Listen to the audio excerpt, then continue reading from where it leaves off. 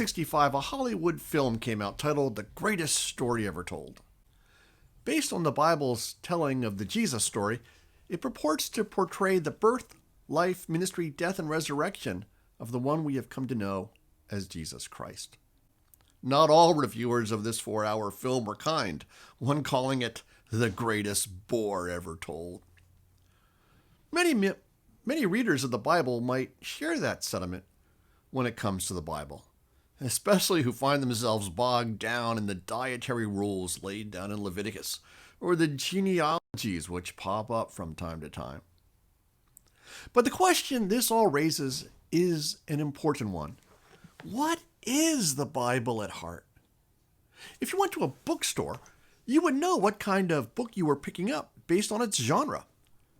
Is it nonfiction or fiction? Is it a history? A scientific text? A mystery? A horror story? A bodice ripper? Complicating this question is the fact that the Bible is not one book.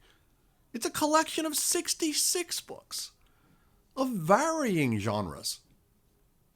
There are 4 Gospels, accounts of the birth, life, death, and resurrection of Jesus. There are letters.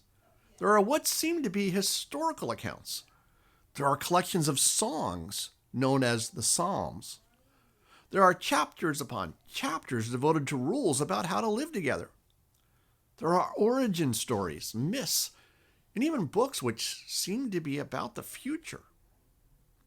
But bottom line, the Bible is held together by attempts to convey how God has interacted with people throughout history. Let me repeat that.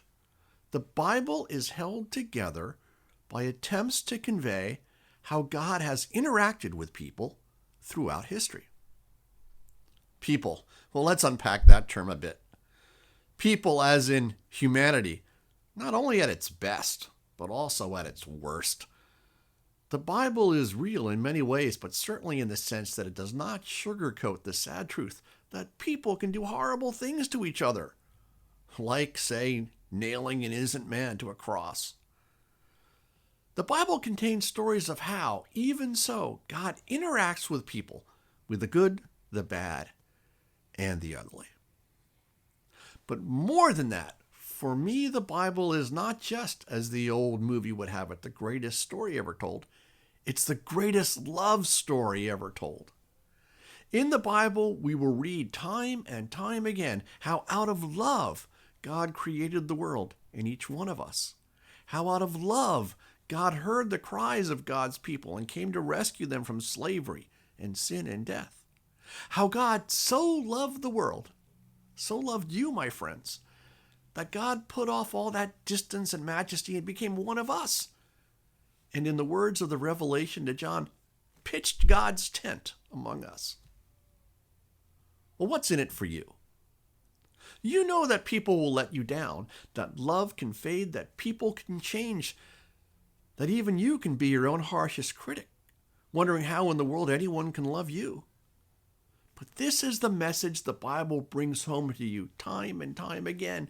You are worthy. You are beloved. You are of inestimable value to your loving Creator. And nothing in this world or the next can separate you from that love. And God keeps finding new ways to get that message across to you in the confidence and hope that if you just get that, if you really know that in your bones, everything will be different for you, no matter what life dishes out to you. What's in the Bible for you? Nothing less than new and abundant life. I'll see you next week when, yes, as promised, we can talk about translations and what Bible to get if you don't have one already. God bless you all, everyone.